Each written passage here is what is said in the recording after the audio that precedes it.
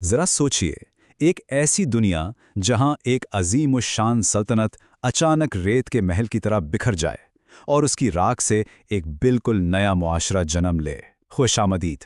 آج کے اس تفصیلی جائزے میں ہم یورپی تاریخ کے ایک ایسے زبردست سفر پر نکلنے والے ہیں جو پورے 1000 سال پر محیط ہے۔ یہ کوئی بورنگ ہسٹری کا سبق نہیں ہے، بلکہ بقا، تہذیبوں کے ٹکراؤ اور انسان کی حیران انگیز ترقی کی کہانی ہے۔ تو چلیے بغیر کسی تاخیر کے سیدھا اس میں غوطہ لگاتے ہیں۔ اس 1000 سال کے طویل اور ہنگامہ خیز دور کو سمجھنے کے لیے ہم اپنی اس گفتگو کو 5 اہم حصوں میں بانٹیں گے۔ ہم رومی سلطنت کے زوال سے شروع کریں گے، پھر نام نہاد تاریک دور کی حقیقت جانیں گے، اس کے بعد وسطی عہد کے معاشرے اور مشہور صلیبی جنگوں پر بات کریں گے، اور آخر میں دیکھیں گے کہ دنیا کی دریافت کا نیا دور کیسے شروع ہوا۔ تو آئیے کہانی کا آغاز کرتے ہیں ایک زبردست دھماکے سے، یعنی مغربی رومی سلطنت کے زوال سے۔ اب ذرا اس ٹائم لائن پر ایک نظر ڈالیں۔ ہم یہاں کوئی 1 یا 2 صدیوں کی نہیں، بلکہ پورے 1000 سال کی بات کر رہے ہیں۔ یہ سفر 476 عیسوی میں مغربی روم کے زوال سے شروع ہوتا ہے اور صدیوں کے عروج و زوال، جنگوں اور وباؤں سے گزرتا ہوا 1453 میں مشرقی رومی سلطنت کے خاتمے تک جاتا ہے۔ یہ وہ 1000 سال ہیں جنہوں نے آج کی جدید دنیا کی بنیاد رکھی۔ اور یہ جو سلطنت کا زوال ہے نا، یہ کوئی راتوں رات ہونے والا واقعہ نہیں تھا۔ اس نقشے کو دیکھیں۔ شہنشاہ ڈیوکلیشین نے حالات کو سنبھالنے کے لیے اس وسیع سلطنت کو 2 حصوں میں بانٹ دیا تھا۔ مغربی حصہ تو واقعی حملاوروں کے سامنے ڈھیر ہو گیا، لیکن جو مشرقی حصہ تھا یعنی بائزنطینی سلطنت، وہ اپنی راجدھانی قسطنطنیہ سے مزید کئی صدیوں تک شان و شوکت سے چلتی رہی۔ اور آپ کو معلوم ہے یہ قسطنطنیہ آج کل کیا کہلاتا ہے؟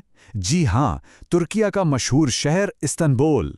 آپ کے ذہن میں یہ سوال ضرور آ رہا ہوگا کہ اتنی سپر پاورڈ سلطنت آخر گری کیسے؟ سچ تو یہ ہے کہ اندرونی بیماریاں اور بیرونی حملے دونوں نے مل کر اس کا کام تمام کیا۔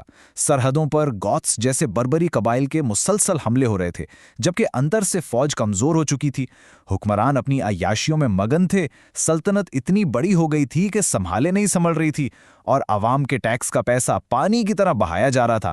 مطلب جب بنیادیں ہی کھوکھلی ہو جائے تو عمارت کو گرنے میں کتنی دیر لگتی ہے؟ جب روم گرا تو پورے یورپ میں ایک افراتفری مچ گئی۔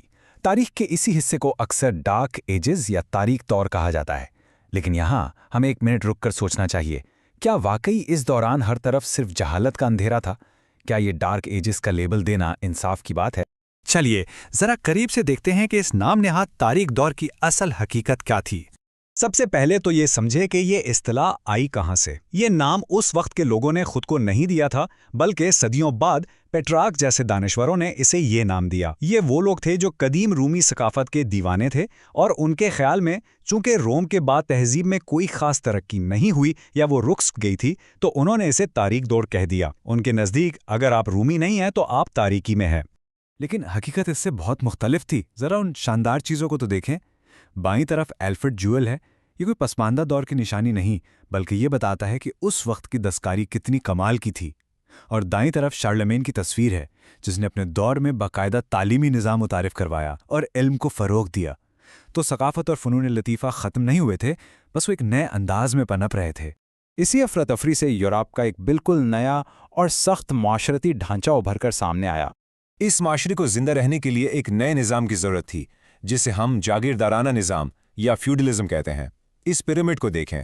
سب سے اوپر بادشاہ، اس کے نیچے نواب اور پادری، پھر فوجی یعنی نائٹس، اور سب سے نیچے کسان۔ یہ ایک ایسا نظام تھا جہاں ہر کوئی اپنے سے اوپر والے کا محتاج تھا، لیکن سب سے برا حال ان کسانوں کا تھا جن کے پاس کوئی حقوق نہیں تھے۔ وہ بس زمین کے ساتھ بندھے ہوئے تھے اور انہیں اپنی ساری زندگی کڑی محنت اور ٹیکس دینے میں گزارنی پڑتی تھی۔ پھر 1348 میں ایک ایسا واقعہ ہوا جس نے اس پورے نظام کو جڑ سے ہلا دیا۔ بلیک ڈیتھ یا کالی موت کی وبا۔ یہ طاعون اتنا خوفناک تھا کہ اس نے یورپ کی 1/3 آبادی کو صفحے ہستی سے مٹا دیا۔ سن کر رونگٹے کھڑے ہو جاتے ہیں نا؟ لیکن حیران انگیز بات یہ ہے کہ اس تباہی کی وجہ سے مزدوروں کی شدید کمی ہو گئی، جس نے پہلی بار غریب کسانوں کو یہ طاقت دی کہ وہ اپنے حقوق کا مطالبہ کر سکیں، اور یوں صدیوں پرانا نظام ٹوٹنے لگا۔ اور جب یورپ اندرونی طور پر بدل رہا تھا، تبھی مشرق اور مغرب کے درمیان ایک بہت بڑا ٹکراؤ شروع ہوا۔ جی ہاں، میں صلیبی جنگوں کی بات کر رہا ہوں۔ یہ کوئی چھوٹی موٹی جھڑپیں نہیں تھیں، یہ جنگیں 200 سال تک چلیں۔ 1095 में पोप की कॉल पर शुरू होने वाली इन जंगों का बज़ाहिर मकसद मुक़द्दस शहर यरूशलेम पर कब्जा करना था, लेकिन सच पूछें तो इसके पीछे मजहब के साथ साथ बेपनाह दौलत का लालच, सियासी ताकत और नई ज़मीनें हासिल करने का जुनून भी शामिल था। ये दो बिल्कुल मुख्तलिफ सकाफ़तों का एक ज़बरदस्त और पुरतशद्दुद तसादुम था। लेकिन इस सारी खूनरेज़ी के बीच कुछ ऐसी कहानियां भी हैं जो आपको हैरान कर देंगी। सुल्तान सलाउद्दीन अयूबी और इंग्लैंड के रिचर्ड द लायन हार्ट की मिसाल ले लें। सलाउद्दीन ने जब यरूशलेम फतह किया तो कत्ल आम के बजाय ईसाइयों को पुरअमन तरीके से निकलने का रास्ता दिया। और दूसरी तरफ रिचर्ड था जो एक जंगजू बादशाह था, लेकिन उसने इन जंगों में अपना सारा खजाना खाली कर दिया। सबसे कमाल की बात यह है कि जब रिचर्ड बीमार पड़ा तो उसके सबसे बड़े दुश्मन सलाउद्दीन ने उसके इलाज के लिए अपना ज़ाती मुआलिज और ताज़ा फल भिजवाए। क्या बात है! ऐसी आला ज़रफ़ी तारीख़ में कम ही देखने को मिलती हैं। इन जंगों की वजह से एक और बहुत ज़बरदस्त चीज़ हुई। जंग के दरमियान जब कभी वक्फा आता तो दोनों तरफ के लोग एक दूसरे से मिलते और सीखते। इसे आप इल्म का तबादला कह सकते हैं। यूरोपी बाशिंदों ने इस्लामी दुनिया के साइंसदानों से मेडिसिन, रियाजी और फुल्कियात का जदीद इल्म हासिल किया।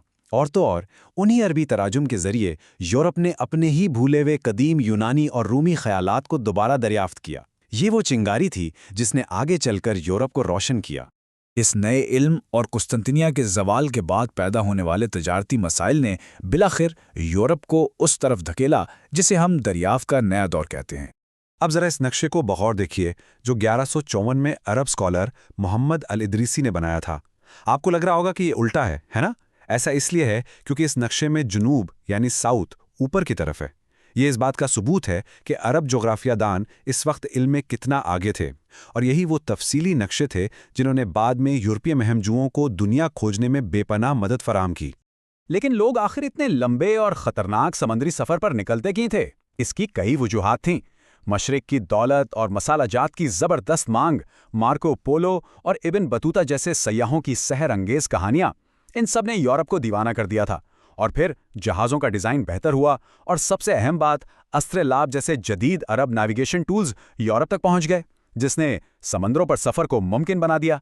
दुनिया अब सिमटने लगी थी और बराए-आज़म एक दूसरे से जुड़ रहे थे। तो रोमी सल्तनत की राख से लेकर समंदरों की वसतों को फतह करने तक का ये 1000 साल का तवील सफ़र यहाँ मुकम्मल होता है। लेकिन जाने से पहले मैं आपको एक सवाल के साथ छोड़ना चाहता हूँ। ज़रा सोचिए, बका, खौफनाक जंगों और इल्म की दरियाफ्त के इन 1000 सालों ने आज की इस जदीद दुनिया की सरहदों, हमारे अकायद और हमारे मुआशरों को किस तरह शक्ल दी है, इस पर ज़रूर गौर कीजिएगा। आज के इस जायज़े में बस इतना ही। उम्मीद है आपको ये सफ़र बेहद पसंद आया होगा। बहुत जल्द मिलते हैं एक और दिलचस्प मौजू के साथ।